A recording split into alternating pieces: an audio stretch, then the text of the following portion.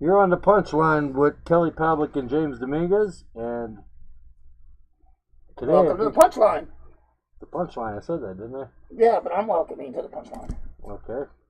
And today we got, I think it should be a good show, we hope. Bunch of bullshit. Come here, let me smell you. You're not letting me stiff me over there. We got Bronco McCart. Former IBF world champion Bronco McCart. Yes. Great guy. I was a fan of him for, God, man, a while before I won the world title. Watched him on USA Boxing, everything else. And then we're going to tap on some, what do you want to touch on? You want to touch on the Triple G fight? Let's touch on the Triple G fight. Okay. You having a hard time hearing me, Justin? Yeah, speak up a little louder so the mic's good. That's all. Let's bring the mic closer. Bring the mic closer. Just want to make sure people get it. Oh, hey, you guys, I didn't tell you guys yet. You guys are live on iTunes. We're live on iTunes.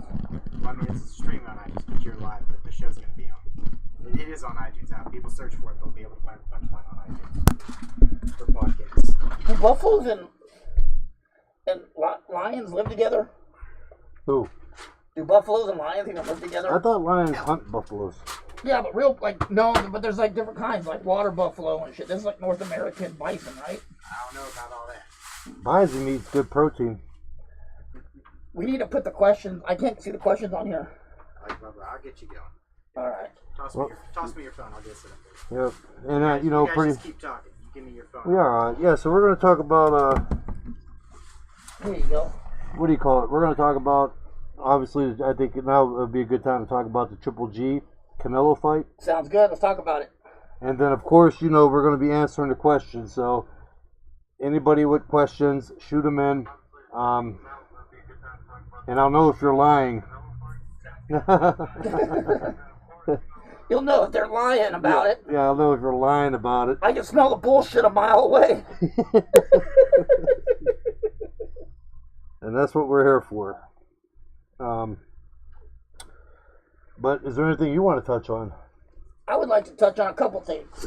I take this off for a second. Yeah. I would like to touch on a couple things. We'll put these on in a minute.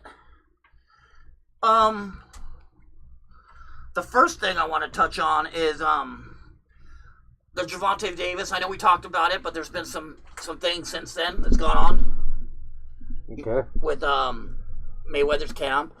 I want to talk about some of the aftermath, and I also want to make time to talk about the floods in Houston. Okay. So. Yeah, I put a meme up last night with that. I thought it was pretty funny. They said there's no sound. Get any sound? Mm-mm. Should be getting sound. They probably might. They can't hear you.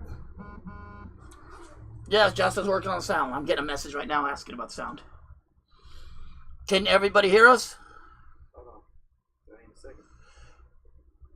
Should be able to hear you. Fine. Sound's going through fine. Well, let's talk about the Triple G Canelo fight. Okay. Grr. Grr. I was just going to put it back on. I don't know. I'm still mixed on that. I think. Loud and clear. They got sound. Okay. That's it. Yeah, I think. It was just hard to hear with those masks on. I didn't change anything. I'm really interested in seeing it. I'm not on this fight here. I will not give a winner. I mainly don't, and I'm not going to be biased on it. I actually like both fighters. I think both fighters bring a lot to the sport. Yeah. I'm actually going to sit back, watch that one as a fan. And if I was to say, if I'm leaning towards somebody, not saying I think they're going to win, but who I would kind of lean towards would be Canelo, due to the fact of the performance in Triple G's last two fights, because of certain things that I've seen wrong. And I think Canelo is actually starting to really come into his own. I mean, he's experienced, but I think he's at that age now where he's really starting to mature. And that's why I'm leaning towards him. Yeah. The reason why I'm really not is because Triple G could hit. And when you have power like Triple G does, my God, I mean, anything can change it in a blink of an eye. Yeah. And that means it don't even have to be a hard punch. Anything that he lands, he just carries that much power. So that fight right there, yeah, I want to sit back, watch that one as a fan, and it's great for boxing. I mean, it's another big fight. Yeah. I'm talking about legitimate fight boxing too. Well, that's what I'm looking at too. You know, I like to make a pick. It makes me sound in judgment when I make a pick. It makes me feel good about myself. I'm gonna go with Canelo. I know, but when I say that with the most narrowest of decisions. I could go with either fighter, and I have reasons to pick them. Right now, I think I'm just kind of taking Canelo's past 3 fights compared to Triple G's past 3 fights, if that makes sense. I agree with you. I mean, that's kind of what I'm, like what I said too. You know, I agree 100% on that. You know, and again, the power. And not only, you know, Triple G's just not a type guy that got power, you know, devastating power. I mean, he's a smart fighter. I mean, he had a stellar amateur career, so he could obviously fight too. 345 and 5, right? Exactly. So, I mean, and with power like that, that's what makes Triple G dangerous. But I think he has been exposed a little bit in the last 2 fights, and maybe even going back 3. I think he's been exposed to good boxers. I mean, a good boxer will give him trouble with a good chin. And we saw Danny Jacobs, what he did with a good chin and a good boxer. I agree. But, you know, you've seen in that fight, that could have been a difference, but and it didn't change. You know, actually, Danny got better as the fight went on. True. But, again, though, just that one little thing that could happen in a fight when you got power like Triple G. You know, without that knockdown in that fight could have went easily to Danny Jacobs. Oh, yeah. Without that knockdown. So I still had Danny. I think I had Danny up by a round. Sad that I would have had it. I could have lived with a draw or Canelo or, I mean, Triple G because of the knockdown, though. I don't think Triple G just did enough those last few rounds. He had nothing. He really had nothing in those last couple rounds. Yeah. But hey, Justin, you got that charger too, bro? So that way we can charge your phone when we make this call. So, hey, did we also mention who's coming on today? Manny. Oh, Manny Pacquiao. Manny Pacquiao. And also Herbert from Family Guy. Herbert the Pervert is coming on today. Yes. It's going to be interesting to listen to these guys. What's the timetable we have for Manny and Herbert? Not long. You know, today is one of them days on the show. I mean, we did one Sunday. Yeah. And we have, I think, for the viewers and everything else, we put some, you know, we hop right on the Mayweather-Conor fight. Yeah. Which we have not been able to do with big fights. Yeah. And now with Justin working with him, he's doing a fantastic job for us. Yeah, that's for sure. And today, you know, like I said, we're going to talk to these guests. And then, you know, we're touching on right now the you know, Canelo Triple G fight. Oh, something else about the Mayweather fight I want to get with you about. Have you noticed all these MMA fans are out there saying that they were going to knock Mayweather out in the 1st to 3rd round, and now they took the moral victory? Well, Triple G. Well, they're like, well, at least Conor lasted till the 10th round. That's not what you were saying. Yeah. You were saying they were going to knock Mayweather out because he runs from the 1st round to the 3rd round, and now they're saying, oh, he lasted to the 10th. Everything changed on that. Yeah, I know. I made a point last night. Conor McGregor is not a grappling fighter in MMA. He can, but that's not his main thing. His submissions are not the best. He's not a great submission guy, but he is a good wrestler. He is. Yeah. Good. Well, what I was saying though, you know, people are throwing. I mean, he's 30, a striker. Yeah, he's 30 pounds. He was that much bigger than Mayweather. Would not stand a chance in the cage with him because of the size difference. Dude, that would go. That wouldn't last around. I wouldn't mind watching though a guy like Sergey Kovalev or Andre Ward, somebody his size. Fuck that, Triple G. Or triple. That's what I'm saying. Canelo would fight him at 170. Exactly. That's what I mean. Put in a cage. That's not out of the question. You give them guys. I say 3 months, maybe 4 months of learning how to defend a takedown, or once they get taken down, how to get back to their feet. It's not. I mean, I've seen it happen. And but I know from studying jiu-jitsu, it's going to take longer, a few months. Well, you're looking at a year. Yeah, at minimum.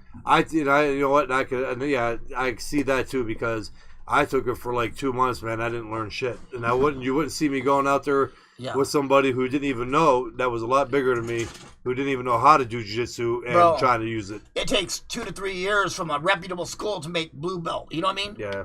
So. But I'm just saying, though, with somebody his side, Oh, I mean, yeah. anything can happen. I mean, anybody would, if you can Make it fair, though. Don't put him in there in a fight where grabbing and wrestling is part of it, and he's 30 pounds lighter than Conor McGregor. No, you know what? The thing is, Floyd does not have to get into the cage because he's the A side. Yeah. That's what being the A side is. But, like you were saying, though, what you were bringing up, that's true, though. I mean, there's been I'm just finding every excuse, and you're explaining to these people on this fight, they won't let it go. Yeah. Mainly it's the MMA fans that won't let it go. They're finding like every other excuse. Like, listen. I love MMA. I can't stand it. Is Dirty coming up here? I don't know, he says. But we understand that it was not an MMA fight. It was a boxing match. Yeah. So, like, us boxing fans know that. The true boxing fans. We know it wasn't a fight in a cage. Just take the loss and move on. Like, it shouldn't. Maybe, I don't know how that's going to affect MMA, but it really shouldn't, though. It won't affect it. No, you know what I mean? Like, it shouldn't, because... I think if it did anything, it helped MMA and it helped boxing, because it brought new fans into both sports. I think so. I mean, like I said, I was not that big of a Conor fan, and after watching that fight, I really have a lot of respect for the man. Yeah. I think he's kind of like a Hector Camacho. Yeah. I think he does a lot of shit when the cameras are on. But, when they're off, I bet you he seems like... then I hear that but he's not, though. Let me ask you. They offer you $10 million to make a comeback and fight him in the cage. Would you do it? In the cage to fight... I think so, just for the thrill of it.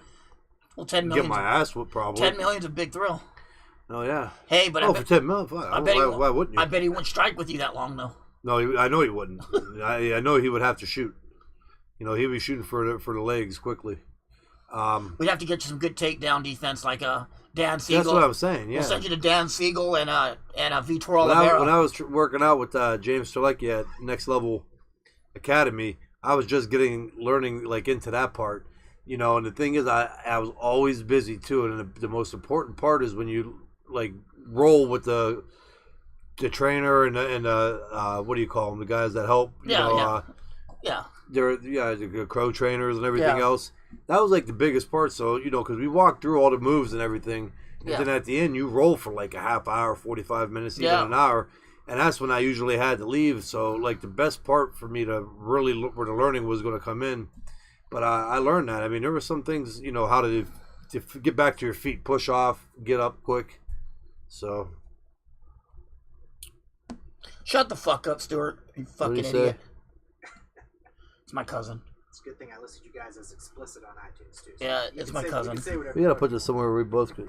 James squill like in the new. You guys want some gummy bears? Oh God. No, I'm good. No, we're good on the gummy bears. Oh, thanks, Kirk. I'm working on it, my man. Thank you, Alicia. Alicia put out our order for those shirts for what's that called? For the fish.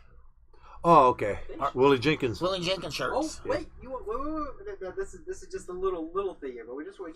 Just watch. By the way, let's welcome Willie Jenkins to the show. Just wait. And Willie Jenkins. Oh no! Hey, Alicia, look, it's Willie Jenkins. Oh man. Hey guys, everybody, look, Willie Jenkins is on the show. Oh, look at here. Look at here. Go across. They got eyes moving too. Its eyes are moving. Eyes, fin, little mouth move. We'll get it. We ordered 20 Willie Jenkins shirts, and those are like prizes for when people for call-ins and stuff like that. A couple more weeks, and Willie Jenkins will talk real nice. Yeah, guys, that would be nice. We'll give him a big, deep black voice. Yeah. I give a shout out to my buddy too. I've been talking with pretty much every night. Timothy Gordon. Yeah. He big fan of the show. He's been blowing it up. Thanks, Timmy. Hope you're getting a chance to listen to it. If not, we're gonna make memes about you all night long. But I think now we're gonna have to give we're gonna have to call Bronco here in 2 seconds. Yeah, we're gonna have Bronco McCart coming on. I've never talked to Bronco before, so I'm gonna let Kelly handle most of this interview. Yeah.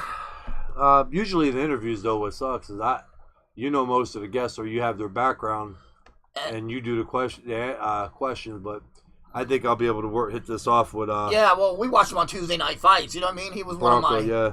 He was one of my go-to guys. Like, hey, how many times you fight Winky Wright in the past month?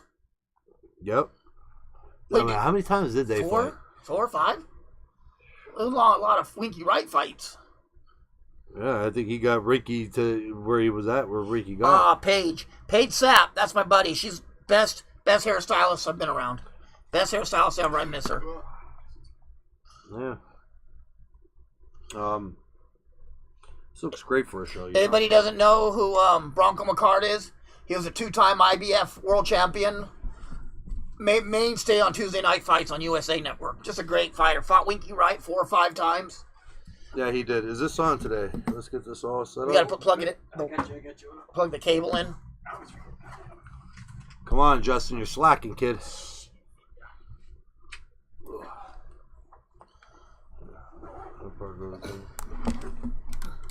Yeah, this is gonna be interesting. I like to see what he's up to, what he's got going on, if he's involved with the sport still.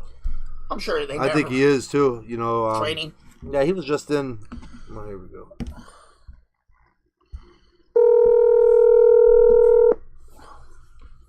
He was just around the area, I believe, not too long ago. Hello? Bronco. Yes, sir. What's going on, my man? Not much. You're on the punchline with Kelly Pavlik and James Dominguez. All right, all right. So, man, yeah, glad you were able to come on, and we just want to see what's going on this day and age with Bronco McCart. Man, everything is good. Currently, I am on the boxing commission here in the state of Michigan. Oh, wow. Wow. Yeah. There's our hookup. Yeah. Yeah, they're big fights. We got. Yeah, they're getting some fights. We've had a couple Showtime shows here with headlined by Clarissa Shields, the Olympic gold medalist, 2-time Olympic gold medalist, and so Salida Promotions, Dimitri Salida, who was a fighter back during my time when I was in my fighting in the 90s. He was fighting then too. So they're putting on some good shows here in Michigan, and I'm glad to be on the board. And we're trying to just improve fights all around up here in Michigan. Well, that's good, man. Going back, I was telling James and everything before. Shortly before I turned pro, I was watching your fights, and then we were talking about, my God, how many times did you fight Winky Wright? 3 times. 3 times? We thought it was like 4. It seemed like 4 or 5. every Tuesday night we put on the fights, fighting Winky Wright. Seemed like 20. Yeah, there were some good fights, man. I was huge fan, dude. Yeah, Seriously me too. was. Me too, huge fan. Hey, I appreciate it, guys. Thank you. Appreciate it, really do. Thank you. I got a question, Bronco. How were you able to maintain such a high pace with your fights? You fought often. How were you able to maintain that without injury and things like that? Well, I mean, there were times I had injuries, but I just fought through them and trained through them. But I stayed in the gym all the time. That's what I try to stress to all these young kids nowadays. Is like when I was fighting on those Tuesday night fights, I would fight a fight on Tuesday, and I would take Wednesday off, and I'd be back in the gym Thursday, Friday, Saturday, and then off Sunday, and then back for the rest of the week. I didn't take much time out of the gym. I always kept myself in shape. I ate right and I lived right. So I think that's why I was able to go for as long as I did and at such a high level for such a long time. Yeah, did you ever find a period of time, though, with training camps that I got to a fight where, because they say sometimes overtraining is worse than being out of shape. Did you ever get to a point where you had to take, a week or 2 off after a fight? Yes, absolutely. There were times, like, I can specifically remember one time I was in the gym training for a fight, and I was hitting the heavy bag, and I felt sharp. And it was about 4 weeks out from the fight, and my trainer came up to me, patted me on the back. He said, "Take the gloves off and go home." I said, "What?" He said, right now you're peaking too early, and if you peak now for the next 4 weeks, you're going to be overtrained. And once you overtrain, which I did have that happen for one fight, once you overtrain and get like on the downside of that hill, you just can't get it back, man. You stay flat. It's a horrible feeling. Yeah, and the thing is, you're flat. You can feel it in your punches. You don't have that crisp pop anymore on the mitts. Sparring, you're getting tired early. You just, Yeah, I used to feel it like in the shoulders, like a burn, and just like, in 2 rounds after the second round, it felt like I was already 11 rounds in. And, for me, the big thing with that, why I brought it up, I had to take 3 weeks off after a camp because my training consists of like 7-8 hours because not only, I had the power, but I like to throw punches and volumes like you did. You know what I mean? That was my big thing, was to try to throw as many punches as I can around. So I wasn't naturally blessed with the ability to be able to do that. So my ass had to go to work like a 6 to 9 job. You know what I mean? Yeah. Exactly. Well, what I did, I guess, let me go back. So once I got to when I was fighting 10-round fights and 12-round fights on that world-class level, once I got to that point, I would take a few weeks out of the gym in between fights, but I would still run at least 2 to 3 days a week just to maintain or do bike rides or something. I just stayed loose. Some days I would just go in the sauna and maybe shadow box for 10 minutes and call it a day. Yeah. Or another day I might just run 2 miles, jump a couple minutes rope. But, I just stayed active. I just never let myself just do nothing. Yeah, on the Army team, they used to send us swimming when we were at that point. They sent us to go swim. Yeah. And we do that, or yoga, just something different. Just something, just something to keep the body loose, the mind relaxed, and keep the edge off and not let your conditioning go. Exactly. Because that does play a big role in there, especially when you start getting to those championship fights or 10-round fights, because there were sparring sessions too throughout. I sparred usually like 3 days a week, and during the camp I had a 2 months and 1 week of training camp, and that was trying to get myself in. And you started off sparring 4 or 6 rounds the first week, and then you slowly went up, and then you'd peak out, and that sparring 10 rounds, 8 rounds of training camp 3 days a week took a toll. Yeah, people don't realize that. They think the fight's the hard part. That's the easy part. It's getting ready for the fight. It's all the work you put in the gym, and that's where all your injuries take place. You're always getting banged up in the gym, whether it be a hand, an elbow, or just something, a rib. Just always something goes on in the gym. It's hard, throughout your career just to go into a fight where 100% everything feels great. That's rare. Yeah, and that's why I tell people too a lot. I say, people see the glamorous part of the sport. But the problem, they used to call them gym wars, and I'm sure up in Michigan you've had your share. You've seen them. And I tell people, where fighters get punchy and get the head injuries is in the sparring, the 10 rounds 3 days a week and 12 rounds. And even back then, they were spar 15 rounds. And, and you get some guys in there, especially when you bring in hell of great fighters for training camp, that's where the injuries and the brain trauma comes into play over the years. Is that sparring 3 days a week for 2 to 3 months, and the fights just is a dessert for the head injuries. Well, think about it. Think if you had 30 fights as a pro and they all went 12 rounds. That's 360 rounds of fighting. True. For that 360 rounds, you probably put in 3,600 rounds of sparring getting ready for it. True. People don't. Exactly. Yeah, people don't realize that. We talked to Mikey Garcia a couple weeks back. I wanted to tell you, though, he wanted me to let you know when we talked to you that you're one of his favorite fighters growing up. Oh, that's really, man. That's great to hear. I appreciate hearing that. Yeah. He did say, Mikey said, hey, you talked to Bronco, let him know he's one of my favorite fighters. That man, I think that he pushed me to become pro. Man, that guy is he's a fighter, man. He's got it all together. Yeah. He's looking good. But I wanted to ask you about your diet. When what kind of things were you eating? What were you putting in your body? Because you never had a problem making weight. No. And you're naturally a big guy. I mean, you're bigger than the weight would suggest. Yeah. Wide shoulders. Yeah, he is. I know that. I know. I raised my hand. Oh, let me tell you something. When I looked at you across the ring, this is an ongoing joke between me and my dad that night. I looked at you and I said, "Damn, he looks like a cruiserweight standing over there." You should see him now. He must have put on 30 pounds that overnight. But what I tried to do was I did a very I did do high carbs because I was doing so much cardio. But I did high carbs and high protein, but I did very little fat. Okay. I tried to stay away from the fat. Like when I was getting ready for fights, mainly it consisted of in the morning I would have a couple egg whites with some turkey, some broccoli. I did put a little cheese in there just to have a little fat in there. And then mid afternoon I trained. I did train in the morning, but then my afternoon I trained from like 12 to 4:30. Oh wow! So I never really ate a lunch ever. Okay. Then I would come home and eat dinner, and the same thing. My dinner would be a high carb, some pasta, good pastas, or some good rice with some chicken, stuff like that. and very low fat. Then I allowed myself 1 day a week. See what I would do when I was getting ready for a fight. Like, say, the first week of training camp, I would eat good on 2 days and eat bad 5. Then the second week, it would be 3 and 4. Okay. Then the week, it'd be 4 and 3.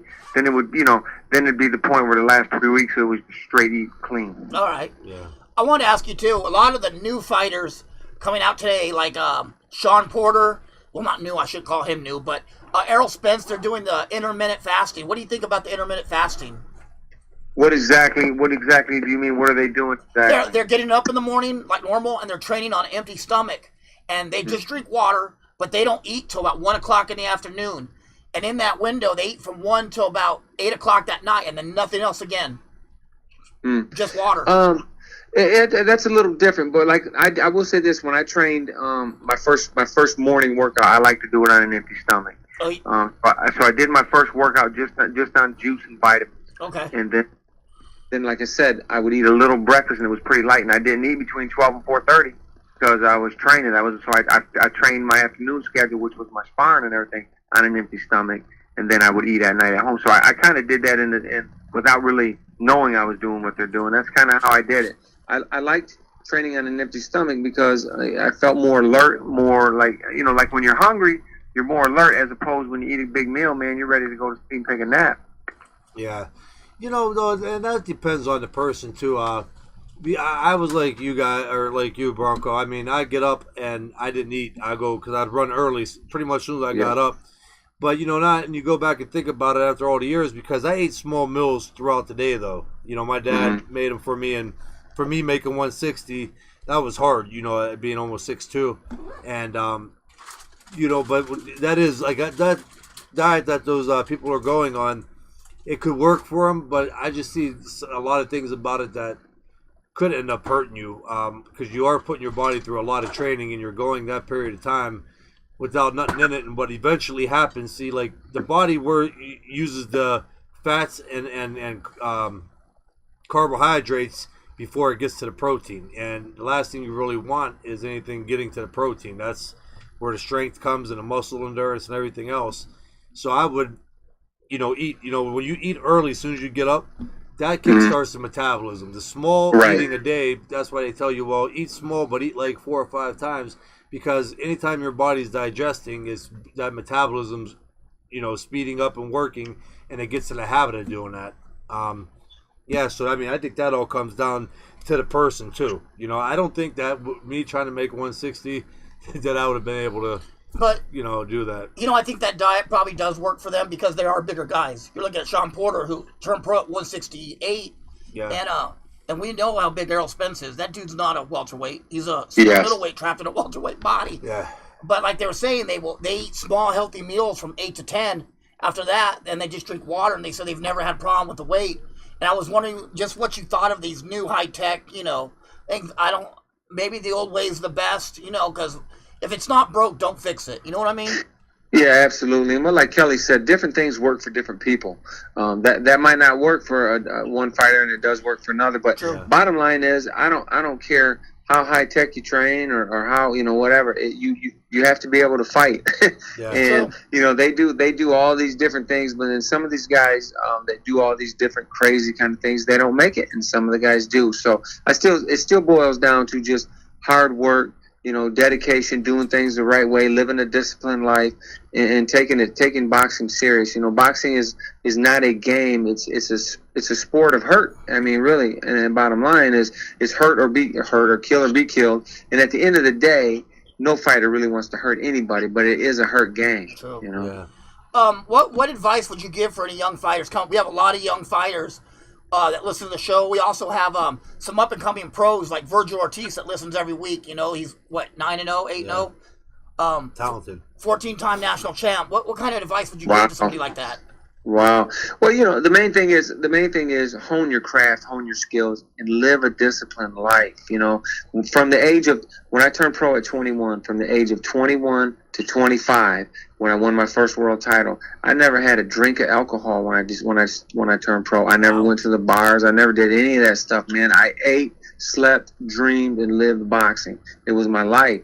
You know, I knew I wanted it. I knew I wanted to be the best. And if you want to be the best at anything, you have to sacrifice. True. Nobody in anything, whether it's business, whether it's sports, no matter what it is, those that are the best are willing to do what nobody else is willing to do. They're willing to go that extra mile. They're willing to put in that extra hour. They're willing to sacrifice more than anybody else. You have to sacrifice. That's what it takes. Sacrifice and hard work. Yeah, it does. It really does. So what do you, right now, the question is, what do you think in the state of the boxing right now in 2017 with all these big fights that we had? I mean, I personally think this has been a phenomenal year for boxing with the matches that they're making. How do you look at it, and you like the way it's going right now? Oh, I agree with you 100%. I think boxing is on a rise right now. I think it's at an all-time high. It's probably the biggest high it's been in the last 10 to 15 years. I mean, you're having you're having unified fights take place. You're having the best fighters fight the best fighters, and they're not all on pay-per-view either. You're having some of these fights on ESPN. You're having them on PBC. You're having them on Fox Sports. So you're having free televised fights like it used to be way back when everybody was watching it, when everybody on the planet knew who the heavyweight champion of the world was. So, I mean, boxing right now, they're putting on the best fights. I'm very happy with the state of the sport, and I think it's just getting better and better all the time. Yes, with ESPN just signing a 4-year contract with Top Rank again. Yes, That's absolutely. Huge. I mean, that's fantastic for boxing. That's huge for you too. You know, being part of the commission, you guys get some fights, some economy flowing in your way. You know. Absolutely, doesn't hurt for sure. And you know, Michigan always has all the times somebody talent coming out. I mean, yes, they do. Yes, they always do. Never and you know, and at one time, Michigan in the '80s was the heyday. That's when you had that Kronk boxing team that had 7 or 8 world champions in the game at one time. Yeah. And that was a big deal to earn your Kronk colors. You go there and spar, you earn some Kronk colors. That's a big deal. Boy, you're not kidding there. You know, people say, "How can I get a Kronk shirt?" I said, "You can't buy it." Yeah, you can now, but back in the day, you couldn't. Like you say, you had to earn it. Well, Emmanuel Stewart should have left me some though. Yeah, I know. I know. I remember he came to the gym one day and he brought me a duffel bag and a jacket with my name on it. Man, I felt like I was just floating on a cloud. Right? Yeah. You know what? I actually overall. I mean, going into the fight, of course, you know, with Taylor, camps always are feuding or something's going on. You hear one thing during an interview, it sparks animosity, and you know, at first I'm kind of like, oh man, Emmanuel's story. He's saying this, saying that. You know, you don't have in your head like, well, he's supposed to. He's the trainer of Jermaine Taylor, and right. You know, like how dare he talk mean about me, type shit. Right. And then you know, but afterwards, I mean, he was just truly a gentleman, really nice, and the knowledge he brought to the sport was phenomenal. And yeah, he was. I mean, I talked to him on numerous occasions after the second Taylor fight, and down to earth, respectful, and you know, nothing but nice things to say to me. So, you know, business aside, he was a great person. Oh, he was one of a kind. Yeah, he really was a good person, and being so close to Detroit and being able to train in the gym and then watching work the guys the way he did and the knowledge that he put on them, it was fantastic to watch. And he was a one of a kind trainer, because nowadays a lot of these trainers get guys that are developed already when they get them. Yeah. But Emmanuel Stewart took all these guys early on from the amateurs straight up to the championship, and you just don't see that much anymore. Yeah. You know, and people don't realize Emmanuel put out a lot more than he got back in that business. He paid for everything. They lived with them. He fed them. He clothed these kids, you know. He started from scratch. Yeah. And a lot of these trainers do that, and they don't nearly get back what they put in. No, because they do it. You got the people that just do it for the love of the game and for the passion, and they want to see you succeed, and those are the best coaches. What about you? Do you see yourself training, becoming a trainer? Yes, absolutely. I've actually started delving in it a little bit here in the past few months, trying to help some kids out. And actually, my youngest daughter's boyfriend, he's really interested in boxing, so I've been training him. And, I told him one day after we got out of the gym, I said, I just want you to remember this. He said, what? I said, I'm teaching you everything you know, but I'm not teaching you everything I know. True. So don't test me. True, and also tell him he heard your daughter his first boxing lessons free. You know what I mean? Yeah. You're right, exactly. Yeah. No, that's true, too. I like that right. idea. You know, I got a daughter. I'm gonna start thinking about that. Like, oh, her boyfriends. Hey, I'm like, Sydney, see if they want to come learn how to box. Right. Let me show you a couple videos real quick. Yeah. Or I know I could train them in the driveway. I could train them in the living room. I could train them in the gym, wherever. Absolutely. That's good stuff. Man. Yeah, but hey, Bronco, I know you're a busy man. We're gonna let you go. I truly appreciate it, and we'd like to have you on more often. You know, get your insight on the boxing, because what you did for the sport and where you've been is huge for the show. And truly, again, I mean, you're a class act, and I appreciate it. Thank you, my friend. I Yes, appreciate sir. it. You call me anytime. I'd love to be on the show anytime. Oh, we'd love to have you on. When something comes up, I'll send you a message, and you know, seeing if you want to come on, I'll give you a bigger heads up, though. All right, sounds good. Thank you. All right, Bronco. Bye. Hey, Rock, me and Greg's already fought twice. I knocked him out in a minute 36 seconds on the second fight. There is no rubber match. I think he's not even keeping it together anymore. And you're right, Joe. I'm sorry, guys. I couldn't get to your questions. I was in the middle of the training. Jimmy's here. Joe's here. Somebody said he wants to fight me and Deming. I don't know why he'd want to fight me and Deming for. Rick Cool said, when in Deming, us fighting. I'm like, okay. Then get a translator for that. Yeah. My daddy's here, Fred. My uncle William's here. My buddy Scott. And Alicia said she needs to do fasting. No, you need to fast from dick, not food. Well, she should be burning calories on top of it. Proteins. She's obviously not working it good enough. Nah, I'm joking. I'm joking, Alicia. You're a sweetheart. And thank Yes. you for the Willie Jenkins shirts. Yes, definitely, Alicia. I appreciate it. You guys are vicious. Yeah, Joe. That definitely is. Do you want to text? See if. What's going on, Josh? A good friend of mine, Josh Layton. Oh yeah. His dad is the one who drives the RV too. No. So Keep him in good graces. DC Cab, we call him. DC Cab. Yeah, he drinks Diet Coke. Let's He drives. You want to text Manny's people, and see if he's around. If they're Yeah. around. We're gonna have to make sure he's around because you know how those Filipinos are. They get in a group and they forget all about us. Anthony. Anthony, our web designer and upkeeper, is here. Hey, Anthony. He's hard to get a hold of, though. If you have to give him any information, forget it. Should we just try and call? He always gets back to me real quick. Yeah, we'll call him. Must not like I it. got You don't the get back info. to me. Who's that? Shout out James and Kelly. Hello. Hey, can we speak to Manny, please? Thanks. Hey, this. Tell him Yeah, it's, can you? Yeah, hold on. can you tell him it's Kelly and James from the Punchline. Okay, hold on. Guys, we're getting Manny Pacquiao on the phone. Hello. Hello, Manny. Yes. This is Kelly and James from the Punchline. Can you hear us? Are we? Your phone's breaking up, Manny. No, it's because I'm a little sick right now. Oh, okay. I might have a bit of a flu. Okay. So how you been doing, Manny? How you been doing since the Jeff Horn fight? I'm doing really good.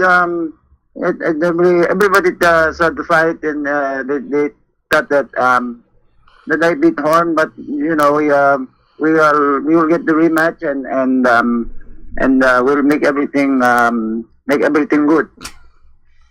Did you think at all? Did he have a lot of power when you were fighting him? It's good. Power was okay, but I didn't train as hard as I usually train. Is there anybody that you were like, what do you think about the Mayweather Conor fight? I think I pray both fighters came out okay and everybody enjoyed the fight, but I don't think this is good for boxing. It makes fighters look bad. I mean, because it's not really boxing. It's more business. Wow, that's true. So, Manny, what have you been doing to keep busy? Are you still doing your preaching and pastoring and your government work? Yes, I'm I'm doing a lot of traveling here in the Philippines. For my job is Congress. You guys know I am in Congress too. So Yes. I do a lot of traveling here in the Philippines, and I try to help out my citizens here. That's awesome. You're, Hey, you're a great guy. Manny, I heard you were a big fan of Beavis and Butthead. You follow that show? Yes, it's a funny show. I remember this a long time ago in the Philippines, and a lot of people like it here too. Yeah, so you remember that? I think you were singing it the one time in the fight. It's so cold in the D. Remember that? Yes, I remember this. They make a music video of girls. It is very funny. And No, how but- about hold on, I'm sorry, James. sorry. I know he's into cartoons too. In Family Guy, you're a big fan of that, huh? Yes, I really like the show Family Guy. It has adult humor. It's very funny. I like it. Yeah. This D-Rock Major said, Manny, Horn was on PEDs. Peds. PEDs. Steroids. They said Horn was on steroids. Performing sports. I don't know if it was that or maybe he was fighting in his country and he had a lot of support. Maybe this keep him going, but I don't think this was on no drugs. Maybe it's just train hard and he knew it was a great opportunity. Yes. No. So any big plans? Are you training right now? Yes, of course. I training because they say we will have a rematch very soon, and I just want to finish my boxing career with a good victory and dedicate it to all my fans and everybody that support Manny Pacquiao from the beginning, and also I'm training, doing a lot of mitt work with Boo Boy and yes, I'm trying to stay in good condition. All right, well, Manny. I know that we were slotted for only a 5-minute interview because I know you got things to do. But I appreciate you coming on. I thank you guys both for having me, and Kelly. I was big fan of you when you were fighting. Thank you. You're very strong fighter, and I was a big fan of you too, Kelly. And I thank you for having me on the show, and I hope you guys make it out to the next fight. Maybe it won't be in Australia, so maybe you guys can come to see me live. That would be great. You gonna get us passes for the back? Yeah, yes. You put in to Top Rank, and I'll make sure to tell Bob that we want to have you guys there live. That's awesome. All right, I appreciate it, Manny. Thank you. Thank you. You guys have a very good day, and God bless you all. And prayers for everybody in Houston. Awesome. Thank you. And it was great having you on. Thank you. Thank you, guys. Have a good day. You too. Bye. Well, there you have it, guys. He had a short interview today because he has things going on, so we got to have him. But what'd you think?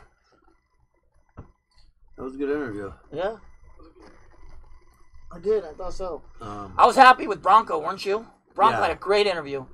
I just, the one thing about Bronco is like this guy has it together still. Like, he has. Bronco, yeah, like I said, he was a good dude. Even when I, fought him, it was. I mean, the first person I ever with a fighter we got in a limo to the arena. Yeah. I'm getting ready to fight this dude.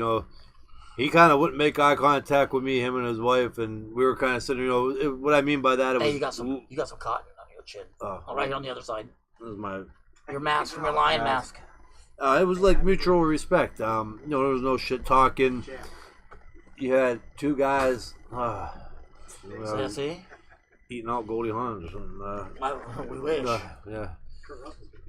Yeah, but I was trying to think of something funnier to say. A golden doodle. But but yeah, Bronco's just a class act, and it was hard for me to be able to fight him because I kind of like grew up watching him. You know what I mean? When they mentioned and announced that I was fighting Bronco McCart, I was kind of like, oh shit. You know what I mean? He was one of your guys. Yeah, one of my guys. And then and obviously you still had to train, hard because it's Bronco McCart. You knew he was going to give you rounds. Yeah. So do you want to do we want to call Herbert? Yes. We are calling. Well, go ahead and tell him who we're gonna. Herbert the pervert. Herbert the pervert from Family Guy. He's a big boxing fan. Yeah. Get that up. Yeah, I thought you were gonna get that up too. Yeah, we will. Okay. Yeah, we're gonna give him a call.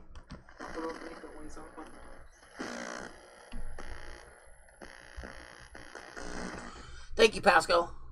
Any other things on there? Questions? No, Kelly, you box different versus him.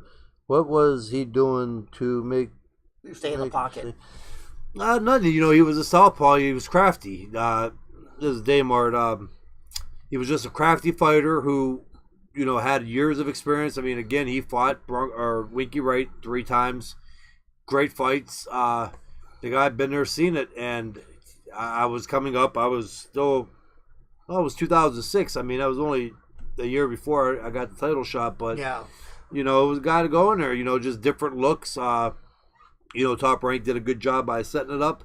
I didn't face many southpaws, and who knew what was to come in the future, with Winky Wright still being relevant at middleweight division too and talk. So who else would you want to fight in case I had a fight with Winky Wright would be Bronco McCart. So, but I stay in the pocket because I stay in the pocket with a lot of fighters. Yeah. That was my style. It was kind of like I could take theirs, but can they take mine? And who's going to wear down? I picked off a lot of shots, but yeah, with Bronco, it was just one of them things where there was nothing. He hit hard, he had pop, but there was nothing that was a threat. With a lot of fighters I fought, I stayed in. Obviously with Miranda, I stayed in. Edgar Kiddos from Oxnard from Robert's Gym said, "What's up, Kelly?" Hey, what's going on, my man? We're just doing a thing here on the show. Edgar is an assistant trainer for Robert Garcia, one of the better trainers out there. It's a hell of a learning spot.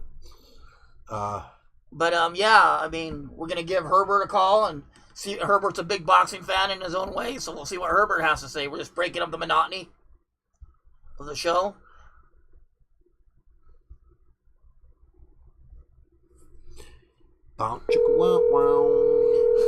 Herbert's gonna kill me. Hello. Yeah, is Herbert the pervert there? He sure is. How you doing, Herbert? I'm doing just fine. How about yourself? Good. We hear that you're a big boxing fan and that you want to come on the show. Is that true? I'm a big fan of amateur boxing. You're a big fan of amateur.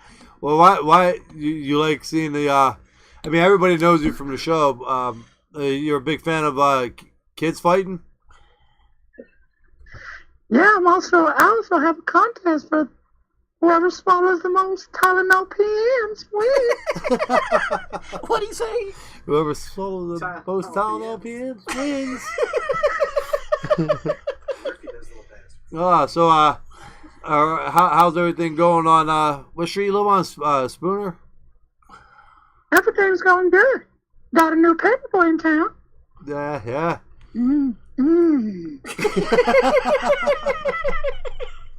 Did you ever, Herbert, did you ever get that ice cream truck?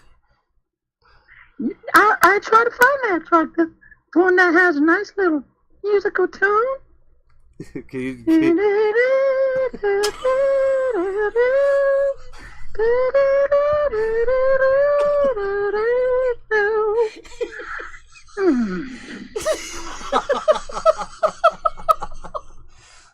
So, are you? So, who's some of your favorite fighters today, Herbert? Do you like Lomachenko? I just like the young kids. That little Emiliano Vargas is really good. His dad will kill you. I'm not interested in that. His uncle will kill you. His Uncle Roger will kill you.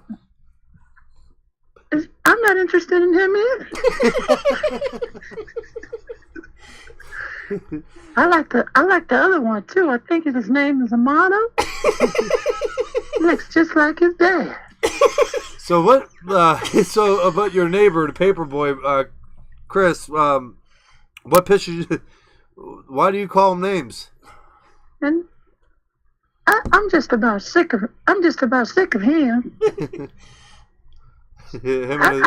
like the new paper boy, Kyle. He's not fat, huh? He's not fat and he has an attitude. Scott Bassett, get your fat ass over here. Get your fat ass over here. I'm getting just about sick of you two. You have any little boys in your studio? No, we don't have any, but we do have Justin. He looks like one. Well, tell him to get his ass over here. Yeah. What do you got planned for tonight? Well, had a kid was supposed to come and clean my house. Ah. Maybe slip him an adult beverage. You ever worry about the cops coming over to your house? Well, I have to now since you guys have me live on the radio.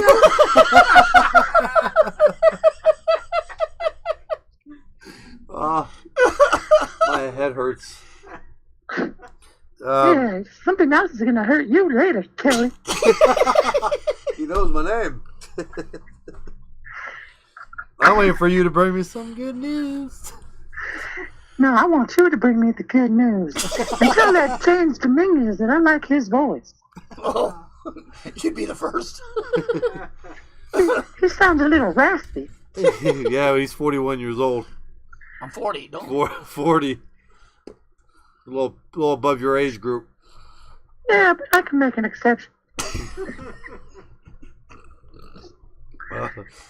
Well, Herbert, I hate to have to let you go, but I'm kind of out of things to ask you. And we don't want Chris Hansen coming in. And I don't need you to incriminate yourself anymore on radio.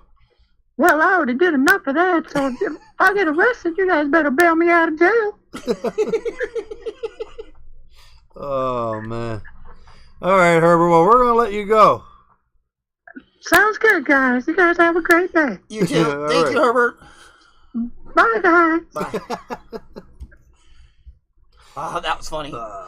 See what's awesome? We can break the monotony of boxing up by talking to other people. You know what I mean? Yeah, they were funny. I have to do it. That was Roger Romo being Herbert and Manny Pacquiao. Yeah.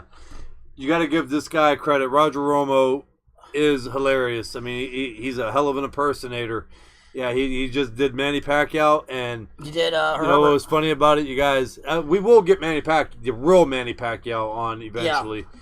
But I had to come out. Yeah, we weren't going to leave it that way. But that was the real for Bronco. Legal reasons. That was the real Bronco McCart. That was the real Bronco McCart. And that was the real Mikey last week, and everybody else has been real. But we decided to we couldn't get Manny, so we brought the impersonator. But that is Roger, who is Well, I think everybody knows when you had Herbert the pervert, though. No, he's not real. Yeah, but Ooh, I wonder who else. Seth MacFarlane. We'll see if we can get the real one. Yeah, but you can't tell the difference. You can't. I can't tell the difference. No, but also Roger, who is famous in his own right, he's one of the strength and conditioning coaches of Lomachenko and Kovalev. Well, no, not Kovalev anymore, huh? Of every other Russian. Yeah. Every other Russian and Lomachenko. You get Lomachenko on the show? He don't speak English. All right, that makes it even better. Yeah. D-Rock, I am sitting down. But yeah, so I just want to have a beer. God, I look so big. Are you fucking crazy? Oh yeah. Why is D-Rock trying to roast me on Greg beating me? I don't know. What is his deal with that? D-Rock wants Conor McGregor.